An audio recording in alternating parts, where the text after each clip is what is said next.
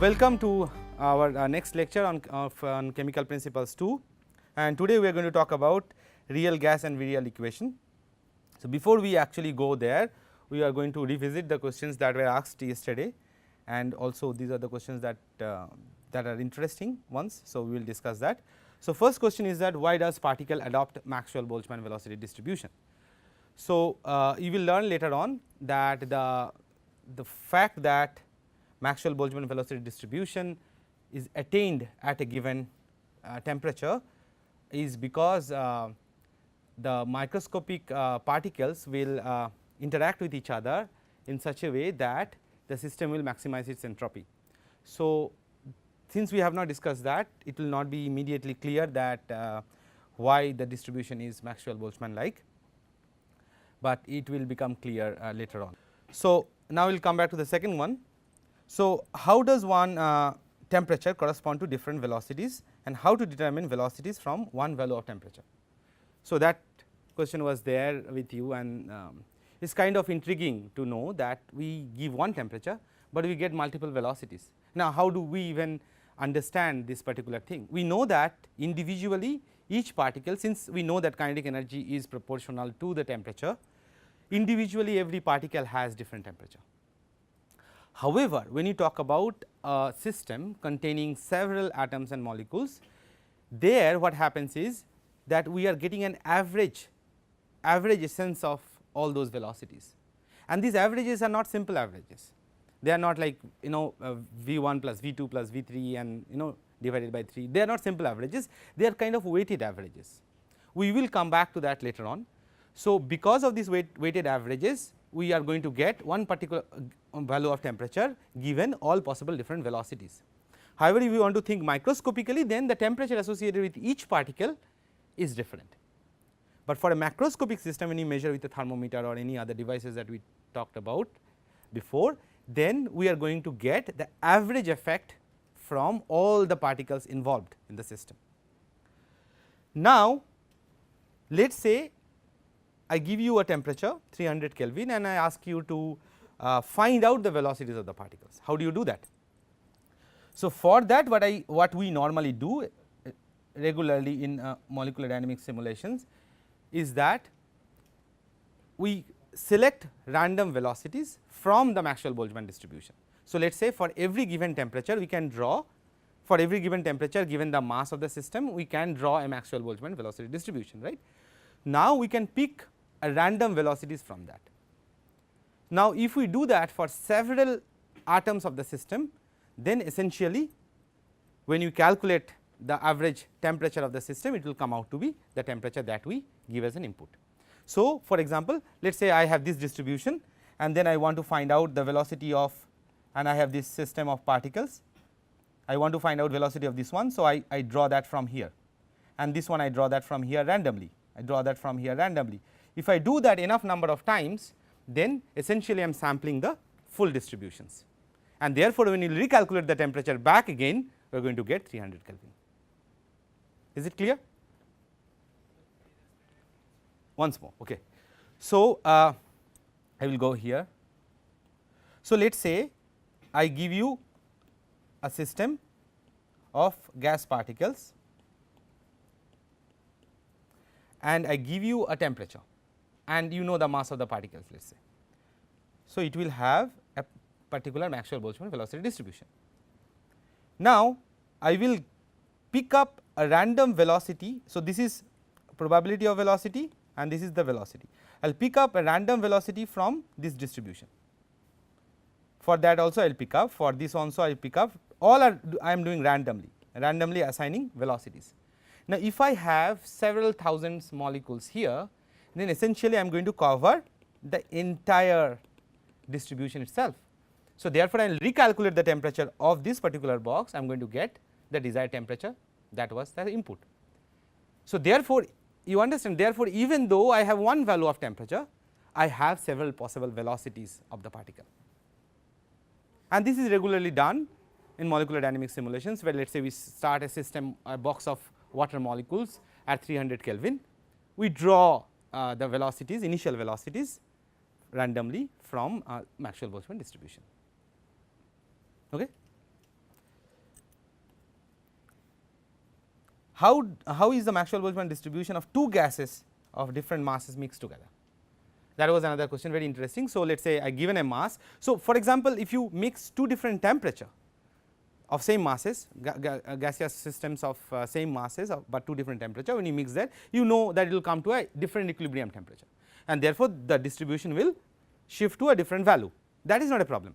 How would the mass, let us say if you mix nitrogen and oxygen at a given temperature. Now, you know that at one value of mass you have one distribution and another value of mass you have another distribution. Now, what will be the overall distribution? So, it turns out that if you do the calculation, it will turn out that overall distribution is actually a product of both the distributions. So, you for let us say mass 2, you will draw from the distribution that is given by mass 2 for Maxwell-Boltzmann distribution, and for mass 1 you will draw from the distribution given by mass 1. So, therefore, let us say you are talking about initial velocities of a proteins. Proteins will have several different types of atoms, right. For each of the atom there is a corresponding Maxwell-Boltzmann distribution. You are only going to change the mass and you are going to randomly pick up the velocities from there, and eventually what will happen is that you are going to get velocities for all the atoms of the protein, and you measure the temperature back again, you are going to get the temperature that you gave as an input. What happens when temperature goes to a very low value? So, as you will see that temperature is temperature is in the temperature will modify the variance of the distribution. So, therefore, when the temperature goes to lower and lower value, the distribution is going to be more and more peaked. So, let us say at a higher temperature if the distribution is this, at a lower temperature the distribution is going to be peaked. Now, if you go to very low temperature, you will have a very sharp peak like that. So, of course, it is still Maxwell-Boltzmann distribution, however, it is so narrowly peaked that depending on your error bar of calculations, it will be that much. Why does NaOH dissolved in water release heat?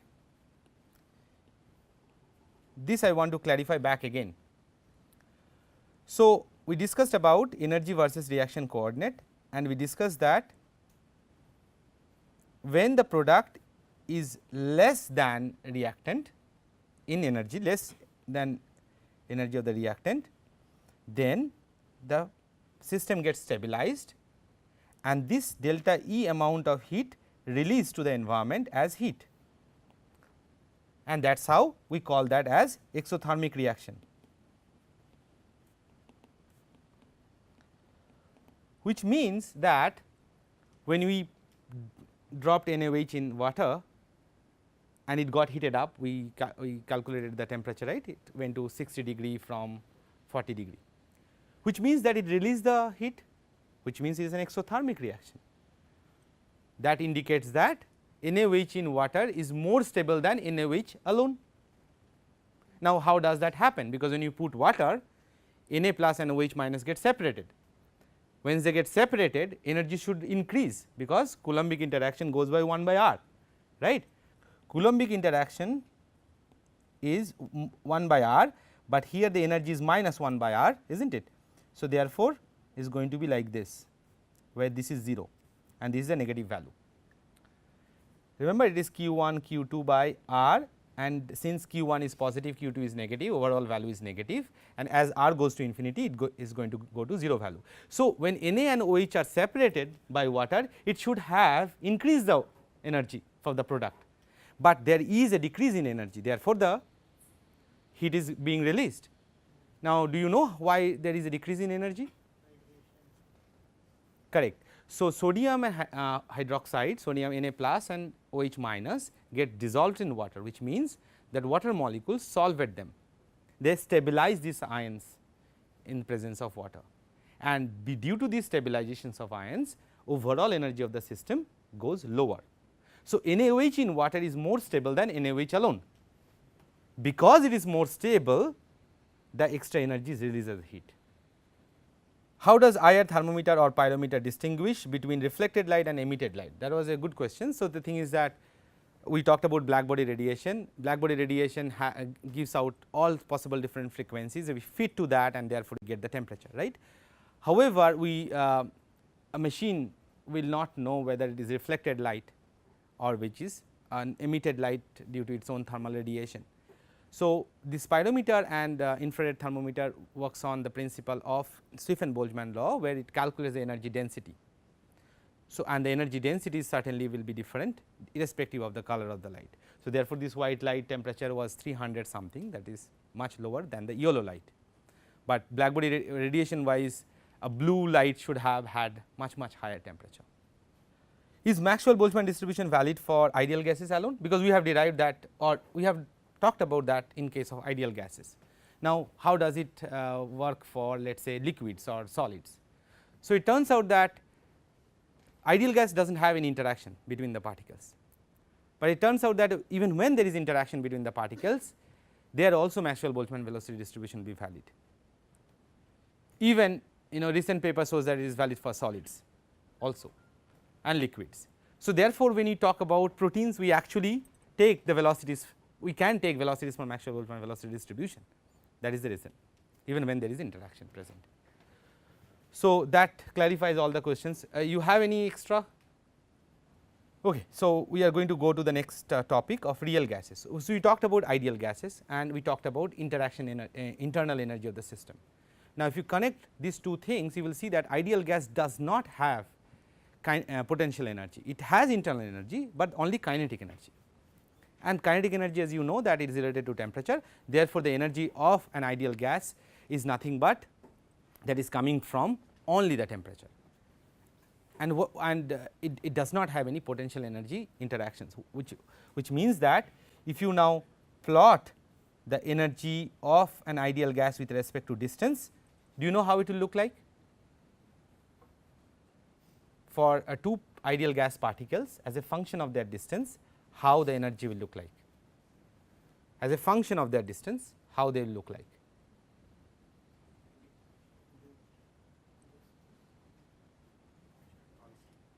Correct, constant, but what is the value of the constant? What is the value of the constant? 0. The value of the constant is 0. So, irrespective of the distance, you see, even when r equal to 0, so that means ideal gas particles, they can actually be on top of each other without any problem, because they are ideal gas, they have no interactions with among itself, all of them can come in the same place because there is no interaction energy, and it does not matter whether they are close or far away. However, real gas systems will not be like that, and as we have shown yesterday, that a real gas typically will follow this kind of profile with respect to distance. That means, when it is very far away, it will have 0 energy, interaction energy, right. Let us say 1 kilometer apart, it does not have to go to 1 kilometer, it can go to, let us say, few nanometers, it will be 0, because there is no interaction between the particles. But as it comes closer and closer, what will happen is that it will feel an attractive interaction, and that attractive interaction happens due to dispersion type of interactions. Dispersion is an induced dipole interaction. The electron density will induce a dipole on the other molecule, which will again in turn will induce a dipole on this one, and therefore, you will get an interaction, and that interaction typically goes as 1 by r to the power 6, very fast, it goes very fast to 0. R to the power 6 means is really fast, 6th power, right. Now, if you bring them even closer, what will happen? You will start feeling a repulsion, because now the electron densities are trying to compress on each other without any bonding. See, it is very different case than bonding. In case of bonding, electron densities overlap and they form a new type of systems, but here only the only thing that is happening is that the repulsion between the electron densities. So, therefore, when they are very close, then it rises extremely sharp. So, my drawing is not accurate, it is very sharp rise and then decay, and this sharp rise happens typically as r to the power 12. So, you see now that unlike ideal gas, the real gas systems, because of its interactions, will not follow the ideal gas type of equation. So, For ideal gas it was P v equal to R T, right, equation of state P v bar meaning 1 mole of gas, but whenever there is an interaction with the particles we can expect that it will no longer be same, it is going to be different. Now, how different it is going to be, that is what we are going to talk about today. So, all gases have interactions between the gas molecules. Now, only in the limit of P equal to 0. So, what do we mean by P equal to 0 is that when the pressure is really less, and the pressure will be less when the volume is much larger at a given temperature.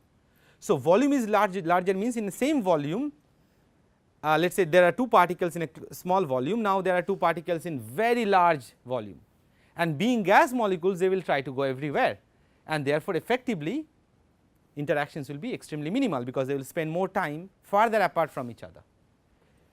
That will be the reason that at P equal to 0 the real gases will behave like an ideal gas, because ideal gas has no interactions. At P equal to 0 real gases spend time far apart from each other, and therefore it will have 0 interactions most of the time, and therefore it will have the property of just like an ideal gas.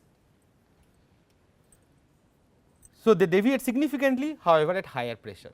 Higher pressure means again volume will be less.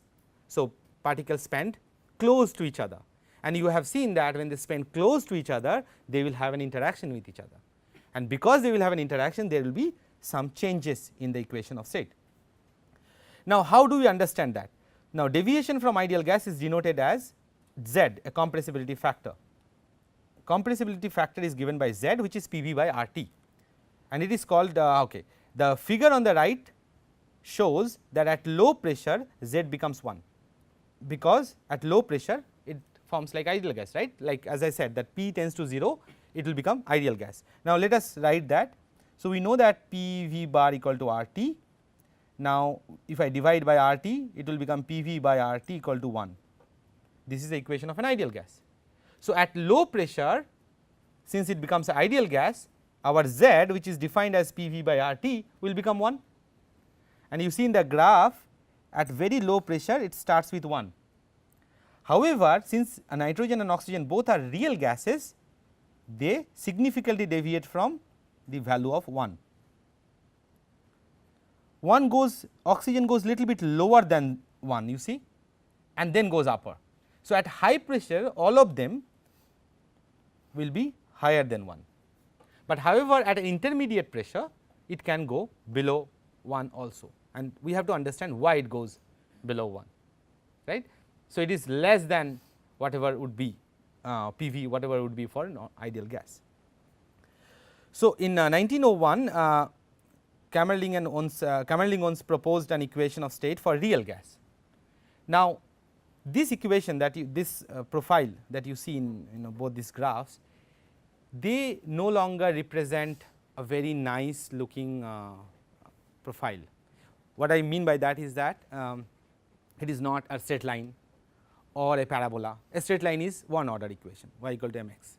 A parabola will be second order, x square, and then third order and fourth order.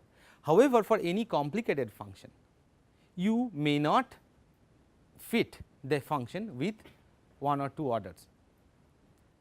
Therefore, you need a polynomial to fit any arbitrary curve. So, Kamerlingh and Onnes proposed this particular equation of state as Z equal to P v by R T as 1 plus B by V, C by V square and things like that. So, have you heard about Taylor expansion? So, Taylor expansion says that any graph that you take, so this is let us say y and x, then you can expand that in terms of y x equal to 0 plus y prime, y prime is the derivative by factorial 1 into x, and then y prime prime by factorial 2 x square and things like that. So, since it has an infinite number of powers, one can fit any equations with that, right. So, therefore, Z which is P v by R T can be also written as a Taylor expansion of volumes, 1 by volumes, P v by R T equal to 1 plus B by V C by V square and things like that. So, this is expanding the compressibility factor in terms of molar volumes. V bar is a molar volume. Okay. Now, what is B? B equals second virial coefficient, second virial coefficient. C is called third virial coefficient and things like that. Second virial basically is the second term and third virial is the third term and things like that. So, by expressing Z in terms of all possible series powers of molar volumes, one can fit any real gas expression.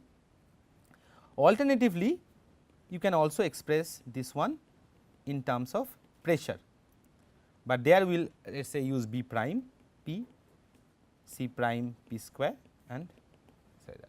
Okay. So, this is how a real gas virial expression is used. So, you can see this is just a fitting parameter.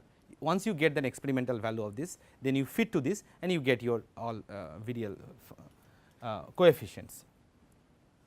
And typical values of these virial coefficients are given here. For example, you can see hydrogen, helium has positive value of B and nitrogen, oxygen, argon and carbon have negative values of V. Now, do you have any idea why in certain cases B is positive and certain cases B is negative?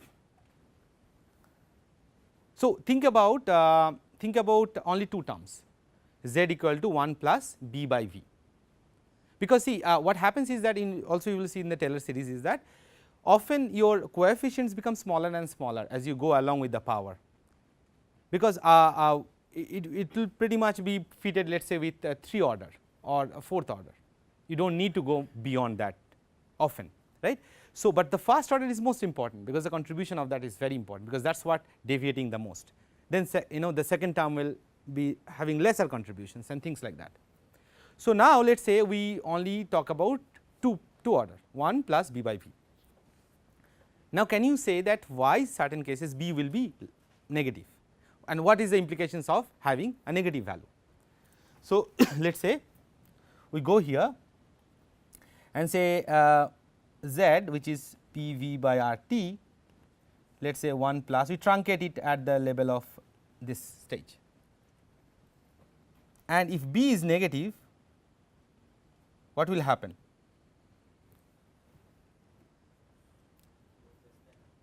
So, Z will be less than 1, you see, that is the reason your graph for certain cases was going down below 1 and then going up, and certain cases it was not going up at all. If B is positive, it will be more or less always positive. However, if B is negative, then it will go negative and then positive, because finally at a large value of pressure you know that the higher terms will actually contribute, because you can also think in terms of pressure, right. So, Z equal to 1 plus B prime P. So, at a very large value it the higher powers will come. So, now question is that why B is negative in certain cases. So, we know that because B is negative it is actually dipping it and then going up. So, why B is negative? So, we will have to, in order to understand that, we will have to think about a simpler picture than actual real gas. So, we will do that in a moment, but statistical mechanical derivations, which of course we cannot discuss here fully, but one can show that the second virial coefficient B originates due to intermolecular interaction, which I told you, right. So, here UR is the interaction energy between two particles, and we have shown you how UR changes. I mentioned that as E, but you can take that as U, right. So, UR I showed you, right, that UR changes with this kind of expression, this kind of profile, right. So, now BT is like this. Now, let us take one special case. Let us say UR equal to 0 for all R. What will happen? This quantity will become 1 minus 1, right. So, B will become 0 and it will reduce to ideal gas. Now, let us say UR is negative. What will happen? if u r is negative, then e to the power minus negative of negative will be positive. So, therefore, 1 minus this term, if it is greater than 1, the overall B will be negative. So, stronger the interaction between the particles, B will go to negative value. Is it clear from that particular equation? Is it clear? So, if u r is negative, then e to the power minus u r will become a positive quantity or much greater than 1, and therefore, 1 minus e to the power minus u r will become a negative quantity and B will become a negative quantity. Okay. So, that means in the cases in which there is stronger interaction, the B will be negative. Okay. So, now compressibility depends also on temperature. So, as temperature reduces, because B is a function of T. So, as you can see that as temperature reduces, so T will become less. If T becomes less, then u r by k B T becomes larger, and when that becomes larger, this overall quantity will become more negative and overall value of B T will become more negative. So, as temperature becomes lower, what is going to happen is that interactions, effective interactions between the particles will become stronger, and therefore, it will be more negative. As you can see in this particular picture here, that the nitrogen gas molecules are shown against pressure at different temperatures, and you can see that as the temperature goes lower value from 100 to 0 to 50 degree, initially at low value of pressure it is becoming more negative and then it becomes positive. That indicates that effective B the B value with temperature lowering of temperature is also getting more and more negative, and that is how you see the dip if the u r interaction is stronger. Okay. And you will also see later on that why it is always it will minus u r by k B T, because that is what the Boltzmann factor is. So, lower the energy, more probability of the system to be there. Okay. And at a particular temperature, so as you see, as you go down, so the profile of Z is changing. Now, at a given temperature, this situation will come where this B will become B T will become 0 at a given temperature, because it will be close to 1, right. And that also you can see here, that for even for a real gas, if you draw this profile again, so 0 is here, right. So, when it is far apart it is 0, but also when they are close together, it is actually, it turns out that this is the situation when they are actually touching each other. At that position also it will become 0, the potential energy is 0 before it actually goes to repulsive mode. So, at a given temperature, what will happen is that this quantity will become very close to 1, and therefore, 1 minus 1 will be 0 and B T becomes 0. And if B T becomes 0, then in the expansion of Z, which is P V by R T is 1 by B by V bar plus C by square. If this quantity goes to 0, then you can see that for a longer duration of volume, it will behave like an ideal gas, because the square terms typically pick up later on. Initially it will not pick up, in the first order it is not picking up, it is picking up only at the second order. So, Boyle's temperature is the temperature in which B is equal to 0. The temperature corresponding to which the B is equal to 0 is called Boyle's temperature, because for a longer range of volume it will behave like an ideal gas.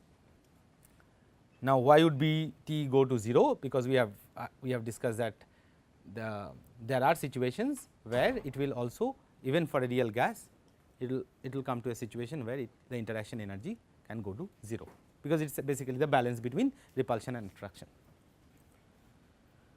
There is a plot here that how the B changes with different temperature for different gases, and you can see that various gases at various different temperatures are going to 0. For example, hydrogen Tb is lower than water and ammonia and things like that. Now, you have to reason out that why ammonia will have Tb higher than hydrogen and things like that. So, if there are stronger interactions, then you need higher temperature in order to make it 0, because it has to balance between UR by kBT.